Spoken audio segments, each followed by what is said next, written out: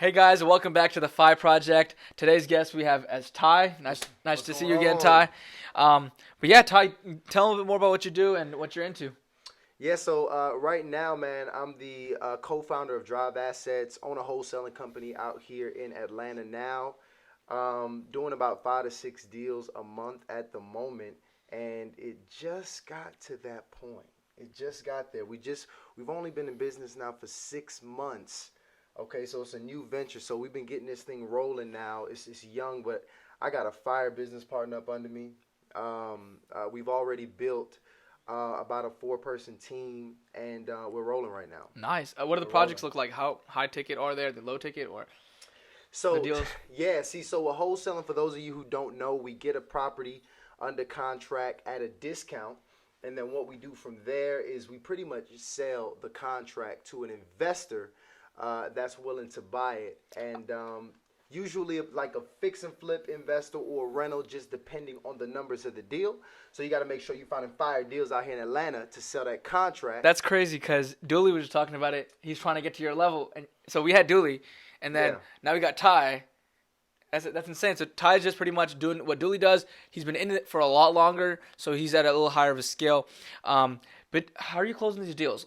With this, I want to focus on how can we get sales, right? Because a lot of the watchers, the viewers, it's like, I have a concept. How do I find leads and how can I close them? So That's a good question, and that just was overall, like not even just real estate, just overall. yeah, because see, and that's the thing is so many different places you can find leads. Okay. And that's the part. See, when I first hopped in, that was the mistake I made. We were gonna get leads from everywhere. Okay. Right. We were gonna get probate leads, people who just inherited a property. Okay.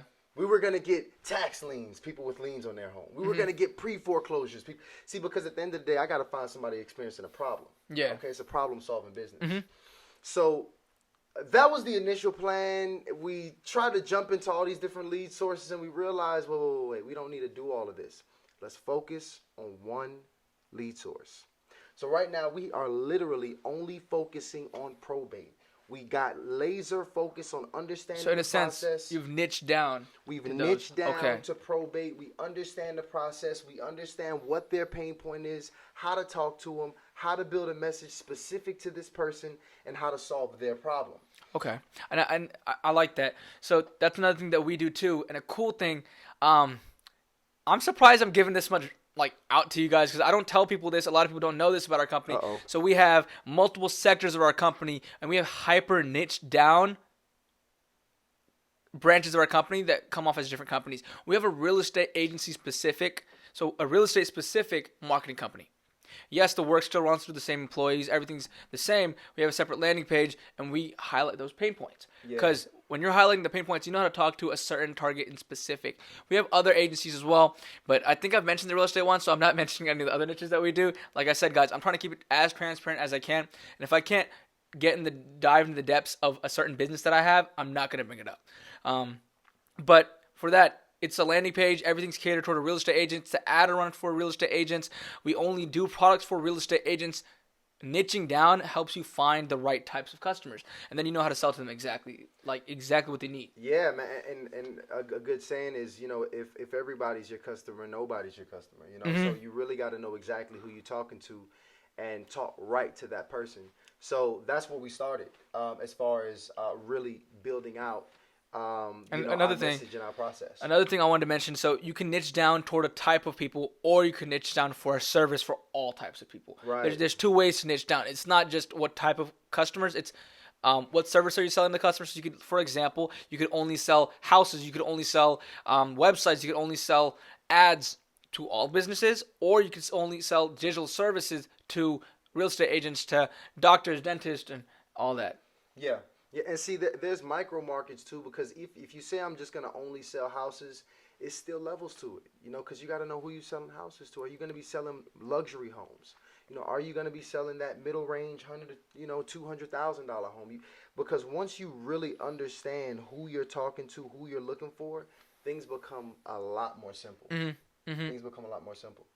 I feel you. So, you got the leads now. Yeah. You know what type of person you're going after. How do you approach them? What's your go-to strategy? Lead cold calling? Is it cold emailing? Is it cold approach? Or how Yeah. do you do it? So we're cold calling. And the reason we even went into this business is because the business aligned with, my strengths personally. I got a real dense sales background, Okay. and it's absolutely my expertise along with my business partner. Nice. So we said we were just gonna straight attack it. So we went in cold calling, building a cold calling system, and that's what we're doing now. And the thing about cold calling, man, is I like things you can control. Mm-hmm. I can't control somebody calling a sign. I can't control, someone responding back to a text. Yeah. But I can control what happens when you pick up the phone. The conversation. I can control the amount of calls that I'm making every single day. It's the most active and offensive strategy there is regarding marketing, and that's why because we chose that strategy, we were able to keep our costs fairly low relative to the amount of revenue and contracts we were able to pick up within that short amount of time. That's insane. Like, that was fucking insane. He can control all the aspects from the conversation to he's talking to the person, what they're thinking, how they're feeling. Yeah, how many calls he's making. He can control that. It throws everything back on yourself. So if you fail, it's not because you got unlucky. It's because you didn't fucking put in the work. It's very simple. Yeah, I like that. Yeah. No, my bad. But getting into that a little bit more, it's like, okay, so now dive into your sales system a little bit more. Or what do you say when you hop on a cold call? Or how do you take it from there? Man, that's a good question because we sucked at first. Everybody does. We I feel like sucked at first. And see, the thing about it is we didn't suck because we didn't know how to sell. It's just you really don't know how to talk to this person, right? Okay. You really got to learn, how do I speak directly to this person? Their language, their lingo. Every business has it, yeah. Their language. The biggest mistake most people make is you try to speak your language to them instead of their language. So you say very things that are going to be valuable more so to you. Hey, I need some time. Hey, can I get some time from you? Hey, can I? It's not buyer-based messaging. Exactly. So, I feel like one of the most important skills you can have, period, is being able to adjust your vocabulary based on who you're talking to. It's not fake. It's not having dual personalities. You enter a predominantly specific neighborhood, you have to talk their lingo or they don't take you seriously. You're having lunch or dinner at a super fancy restaurant, you have to talk their lingo to the waiters, to the people in the restaurant, or they're not going to take you seriously. You got to know how to change and adapt constantly. And that goes into exactly what you said. Change and adapt constantly. See, the thing about probate is, by the way, these are people who have recently experienced a death, okay? And they're now inheriting a property of a loved one who's just passed. First of all, that's a sensitive ass situation. Yeah. All right. So you better don't just jump in this and no crazy shit. At Yeah. This point. This person just experienced a death. It's highly emotional. Also, we don't know what class is this person in. Yeah. I mean, I got people dying in Sandy Springs. I got people dying in Buckhead. And, I also got people dying in the west side of Atlanta. So it's a very wide range of the type of person you're going to be speaking with.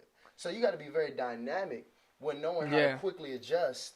When, hey, I need to bring it right here, or, hey, I need to be here with it. You have to understand that so you know who you're talking to. And the only way you're going to do that is by taking action and doing it, not sitting there making a fucking plan. You can make a plan. And literally, I've seen people, they make the script. I'm going to say this. They're going to respond with this. I'm going to say this. And then somebody throws you with a curveball, and it's not. You're like, oh, fuck. I had a sales team, and we thought it was a good idea to do that. Even I did that in the beginning. Somebody says something it was I don't even remember. I'm not going to lie. But it was along the line. They threw a curveball. And my guys looked at me on the phone what? And I'm fucking writing on the whiteboard and trying to tell them what to say. But no. Have an idea of how you're going to control the conversation. Have an idea of how you can offer value to them. Not A, B, C. An exact script. Value-based conversations. That's it right there. Have value-based conversations. Especially when you cold calling. These people did not expect you to just give them a call right now. So you better come on this conversation speaking hot fire. And not apologetically. I'm sorry. Are you busy right now? Don't ask them that shit. Not apologetically. Come out giving value and earn their time. That's the thing you got to do.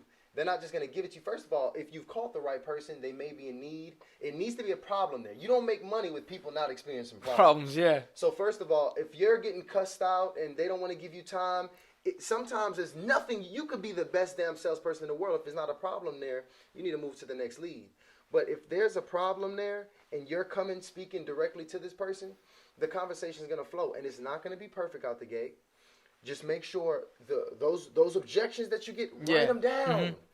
Build it out, improve it. That shit's gonna suck at first, but it's gonna take reps like anything else. But follow up is key. Do you believe in that? Do you follow up with these people that curse you out? Do you still think they're elite anymore? Is it? So we've built our system that we're building is unique from a lot of what I'm seeing other people build because we believe so much in the follow up. We have an inside sales rep that is completely there for that nurturing portion. Okay. Like we're following up probably more than anybody else that I've spoken to. And just to give you a high-level overview of our process, we got a cold caller who sees who's interested. We got someone. See, our cold caller does not have to be that dynamic. We keep it nice and simple for him. We just want to know if this person is interested. Exactly. Just slightly interested. At that point, you're going to my inside salesperson who's then going to be a bit more skilled, can qualify you, really see if you're an opportunity. Once we know you're qualified, there's a problem there, your opportunity, Ty's getting on the phone with you and it's over. Exactly. Did you guys see what he said there? There's a process. There's a system. Let's say fucking everybody dies. Like, they're all walking across the street one day as a group and they all get hit by a bus. Some new guy can come in the business and run it. Because somebody picks up the phone, calls. Somebody nurtures a lead. Somebody closes them. It's a process. Yeah. And they know what each of them are supposed to do, and anybody can take over. It's easy to sell the business. It's easy to level up and scale up. But you need to have those processes in place. And that's what I feel like has led to larger success. You have a process. Yeah. And then great people, right? Building the process. Listen, this shit is not easy. And see, this is the thing, too, I tell people all the time. When you first start any business, especially my real estate agents, my wholesalers, you're self-employed, meaning you're an employee of yourself. I spoke to someone who recently became an agent, and verbatim, I said, so what's your schedule like? And they literally said, I have a flexible schedule. Listen, there is no flexible schedule. You just have no schedule. Yeah. See, the thing about it is people will work 40, 80 hours for another company, and then when it's time to work for themselves, all of a sudden there's flexibility there. Yeah. There is no flexibility. You got to bust your ass working for yourself. And the thing about it is when you're going back and forth, getting that gallon of water, trying to feed yourself and your family, which is what being self-employed is, you got to make sure you're putting a system in place, a pipeline, a stream that can work without your action. Because without that system, you're going to be trapped and you're going to be a slave to that You're business. Still an employee. You can have your own business and still be an employee of the business. I'm still an employee of my business. I can't leave yet. Exactly. I can't leave. Shit happens, but you have the process in place. I'm sure at the end of 2020, you're going to be big balling, traveling. Oh, yeah. Because it's not like he's not making money. He's making bank. That's not the issue. The issue is he's an employee of the business. And we work with clients all the time who are employees of their business. They can go on vacation for 2 weeks max and everything's fucking ape shit when they come back. The reason is they don't have systems. And these are the same people that get stuck with one or at a max of 2-3 businesses, and that's it. Yeah. Because they can't free up their time ever. You're always working in the business and not on the business. And yes, that might sound kind of cliche to people who haven't done it. Once you do it, you have a process in place. You're not micromanaging. It's not about what you want. It's about what the clients want. Now you're leveling up. Now you're talking the language of billionaires. Now you're talking the language of multimillionaires. That's how you level up. It's a system. The system is everything. And we came in, me and my business partner, man, and let's talk partnerships for a second now, too. Because a partnership in business is just like a partnership anywhere else, right? It's a relationship. So just like how you have a partnership with a young lady, right? You guys got to have the same values, the same goals, the same work ethic, the same vision. A lot of those things have to be aligned. And in business, ideally, this person can, have some strengths where you may not have them. And damn it, I'm so happy my business partner has some strengths where I'm not the absolute tightest. Don't look for somebody who's the exact copy of you, because that's not going to help you. That's going to create problems because you're going to have disagreements on where you both think you're the strongest. If you're looking for a business partner, find someone who fills off where you leave. Meaning, if your strengths are sales, cold calling, find somebody whose strengths are working in the business, and maybe they're not so extroverted, and they're more to themselves, but they fill off where you leave. So complementing personalities. Complementing personalities. And my business partner is phenomenal at documenting processes. He's phenomenal at building out human resource systems.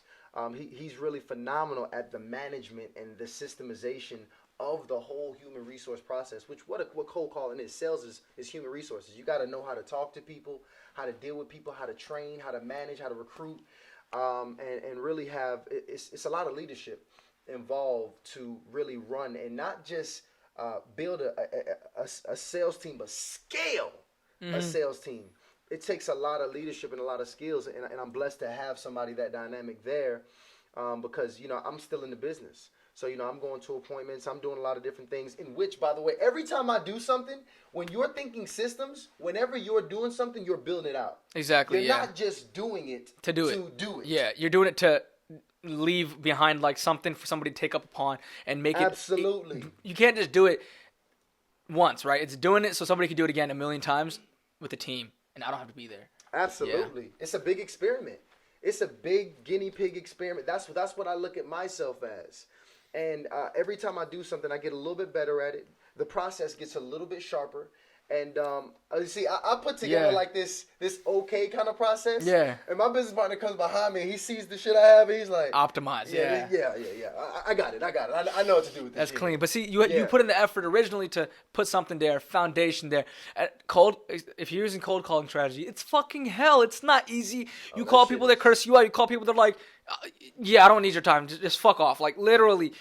You got to understand, you're calling them, interrupting their day. They could be having an argument with their significant other. They could be in an argument with their employees. They could be having the best day of their life. You don't know how you're going to catch them. So having not even a script, being able to optimize and change up based on what the situation is, you're calling, and then you find out what the situation is. So you got to know you got to really know how to fucking, and how do you learn? You learn by doing. So don't sit there and research. Sit there, get a list of 100 people. The way I started, I had businesses that, like, I value them, right? High value. I want these clients. These people are cool. I'd love to have them, but, it's cool. And then people are like, if I got, like, cool, but I'm not going to go out and reach out to them. I call those low value ones, fucking practiced on them, 100 calls. I look stupid as shit, but I'm never going to see them in my life. They're never going to hear of me again because I didn't walk in there, hey, my name is Faiz Imran, I live at this, no. They just know, hey, I'm Faiz, I'm with this company. They probably don't know how to spell the name of the company. Like, it's not that serious, man. So just get out there, make the calls, and then you're going to learn, reiterate, and you're going to become a legend at some point if you keep doing it. Yeah. Consistency is key. Consistency is key, man. I was talking to my friend about this recently, man. It's a minimum threshold of struggle that you have to experience to have any level of breakthrough. Minimum threshold.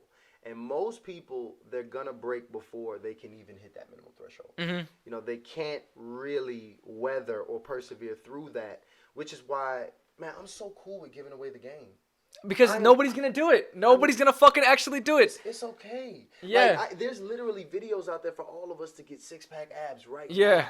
How many of you have six-pack abs? Exactly, yeah. It's like... How many people have it? You know what I mean? It's not about whether or not the game is out there. And that's why, it's also about having a mindset of abundance, But guys, you got to really be able to, you got to be willing to put the work in, and not just say that you're willing to put it in. Yeah, I mean, you're working when nobody's watching. Do you really go to the gym if your girlfriend's gone for 3 weeks? Like, shit like that matters. Like, are you putting in the work for the sake of putting in work for yourself, for your future, not to show off, not to take a snap story at fucking 4 a.m. saying that you're awake? Like, I'm serious. The shit matters. Do the work. Don't act like you're doing the work. It's nobody gives a shit. Everybody's caring about themselves at the end of the day. They're using your examples that they're watching to compare their lives to yours. They don't give a fuck about you. They care about how they rank up to you. And I feel like that's how everybody's living. Yeah. So any other tips you got for people trying to get into it? Like maybe how they can find these leads? Should they scrape the list or? So see, I'm in probate. Let me talk probate specific. You're going to have to go down there to the county and you're going to have to go ahead and manually get those names. And that's to get the best data. Data is everything. And if you want the best data, especially in our business, is coming from the courthouse. So you're going to have to go down there or send somebody down there like myself. We have runners in about 5 different counties that give us this data. But if you're not going to go about doing that, which we didn't start out that way, you're going to have to go down there, get the data, manual as hell, but get the information. The beauty of probate is it comes with numbers. Mm-hmm. Oof, those numbers are good, by the way. You go home, you got the number, you call, you mess up, you screw up the first couple times. Get a script. It's scripts online. They kind of suck, but who cares? You got to build off of them. They're just a foundation. Build off of them. They're just foundational and use it as a guideline to have a conversation. And remember, the key of it all is that you're having a conversation with a human being. I was going to get into that too. Your goal is not to fucking sell them a house, not to sell them a website or ads or a fucking chandelier, whatever the fuck you sell. The goal is not to sell them. The goal is to get them talking to you. We never... What the fuck just happened to my computer? Like, I'm sorry. Okay, we're recording the audio, and I just see this, like, shit pop up. Anyways, the goal is for us to get the email, to get a number, to get them a point of contact. What's the goal for you guys? Because I know the goal is not to sell them a house. No. The goal is to find out maybe if they're interested. Is it... See, and that's the thing, too, and we call it intent. Like, you always need to have a very clear intent before you get on the phone. See, for us, now we have a system. So every person who gets on the phone has a different intent. Mm-hmm. My cold caller, when he gets on the phone, his intent is just to let them know who we are and to see if they're interested in selling. That's it. Once we get that they're interested in selling, he's going to tell them a little bit about who we are, schedule them. Keyword, schedule them, not convince them and give them every bit detail of your company on the phone. A lot of people fail with this. Right. Yeah, schedule them so somebody who's better at it or more knowledgeable can come in there prepared. Right. Yeah. Right. Now, we were when we first started. Yeah, it's like... That first conversation, we were trying to sell their ass on the very first conversation. Yeah. But, of course, we had to build it out. We had to put a system in place. So, the intent's much clearer now. So, that person's job is even much easier. Yeah. Now, his job is, all I got to do is figure out if they want to sell. Mm-hmm. When that intent is clear before you pick up the phone, clarity. Yeah. Clarity. Second person, his intent is to find a problem. Yeah. All he's doing is finding the problem. All he's doing is seeing if there's something that we can solve at that point. And see, my intent now, when I get a lead, I'm doing deep research before I pick up the phone. I'm knowing what the house is worth. They're not talking numbers. I'm knowing what the house is worth. I'm knowing what I'm about to put. I know what I want to get it locked up for. And depending on who the lead is and what the situation is, I can lock it up right over the phone in some cases, because that's happened. It's happening actually more frequently as we get the system a bit cleaner, and I get better myself. But see, the reason for that is he knows he has a niche down type of customer. He knows what the problems are. He knows how to target them. He's not on his toes every time he calls somebody because he doesn't know what they want. Right. So just over time takes time, but yeah, man, awesome. Some solid tips for anybody. Yeah. And where can people reach you if they want to reach out or ask questions or anything? Yeah, man. So Instagram is going to be the best place to reach me, man. You can reach me at Real REAL Phone God. At Real Phone God. And yeah, man. Nice. And tell them what that means. Real Phone God means he can close anybody on the phone. Yo, See, being a phone god, it really represents the ability to communicate. I consider myself a master communicator. And see, the thing, and